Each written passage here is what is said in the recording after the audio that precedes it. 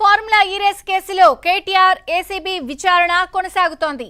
కేటీఆర్ వెంట న్యాయవాది రామచంద్రరావు ఏసీబీ కార్యాలయానికి వెళ్లారు. కేటీఆర్ ను ముగ్గురు అధికారులు ప్రశ్నిస్తున్నారు. ACB joint director Ritiraju, ASP Narender, DSP ఆధ్వర్యంలో విచారణ కొనసాగుతోంది.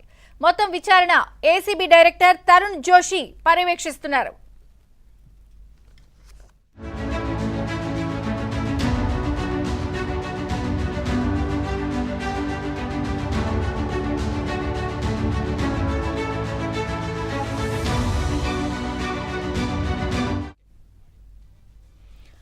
నిన్న అరవింద్ కుమార్ ను విచారించిన ఏసీబీ అధికారులు ఆయన ఇచ్చిన స్టేట్మెంట్ ఆధారంగా కేటీఆర్ ను ప్రశ్నిస్తున్నారు. స్పాన్సర్ కంపెనీ ఎందుకు తప్పుకుంది? వారి నుంచి మీకు ఎలాంటి సమాచారం అందింది? పురపాలక శాఖను ఎందుకు రెండో ఒప్పందంలోకి లాగారు? హెచ్ఎండిఏ జనరల్ ఖాతా నిధులను విదేశీ కరెన్సీ రూపంలో ఎందుకు చెల్లించాలని ఆదేశించారు?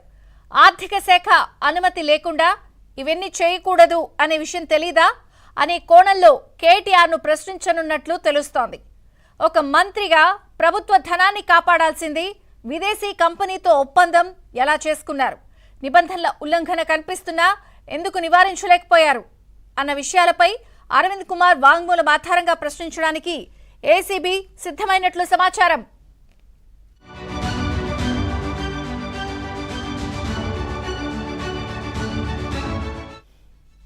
కేటీఆర్ వెంట న్యాయవాది రామచంద్రరావు ఏసీబీ కార్యాలయానికి చేరుకున్నారు.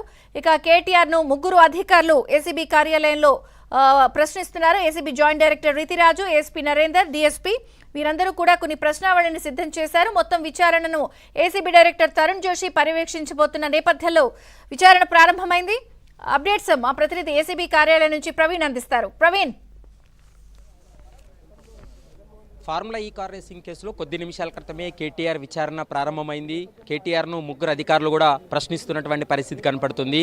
ముఖ్యంగా ఫార్ములా ఈ కార్ రేసింగ్ ఒప్పందాలపైన ముందుగా ప్రశ్నిస్తారు. దాని తర్వాత జరిగినటువంటి ఆర్థికపరమైనటువంటి లావాదేవీలు ఏవైతే ఉన్నాయో వాటన్నిటిపైన కూడా పూర్తి స్థాయిలో విచారణ జరిపి స్టేట్మెంట్ రికార్డ్ చేసేటువంటి అవకాశం అయితే కనపడుతుంది. ప్రస్తుతం మనం చూస్తున్నాం ఏసీబీ కార్యాలయం వద్ద అయితే మాత్రం పోలీసుల బందోబస్తు కూడా కొనసాగుతుందని చెప్పుకోవచ్చు. ఎందుకంటే ఇప్పటికే బీఆర్ఎస్కి సంబంధించినటువంటి నేతలు కావచ్చు, కార్యకర్తలు పెద్ద సంఖ్యలో వాళ్ళు నిరసనలు ఆందోళన జరిపేటువంటి అవకాశం ఉంటుంది. కాబట్టి దాన్ని దృష్టిలో పెట్టుకునే ప్రస్తుతం ఏసీబీ కార్యాలయం ముందు పోలీసులు అయితే మాత్రం బందోబస్తు చేస్తున్నారు. మరోవైపు ఇప్పటి వరకు ఈ కేసుకు సంబంధించి ఫార్ములా ఈ కార్ రేసింగ్ కేసులో ఎఫ్ఈఓతో కుదిరినటువంటి ఒప్పందాలు, మరోవైపు గ్రీన్కో జరిగినటువంటి ఒప్పందాలు, వీటన్నిటిపైన కూడా పూర్తి స్థాయిలో విచారణ జరిపి స్టేట్మెంట్ రికార్డ్ చేస్తారు.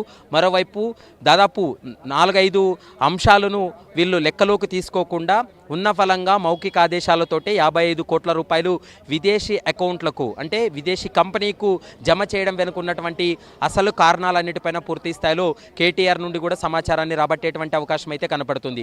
ముఖ్యంగా 2022లో జరిగినటువంటి ఒప్పందం తర్వాత 2023లో ఈ ఫార్ములా కూడా అక్కడ జరగడం జరిగింది, సక్సెస్ అయింది. తర్వాత 2024లో జరగాల్సినటువంటి ఈ ఫార్ములా వాళ్ళు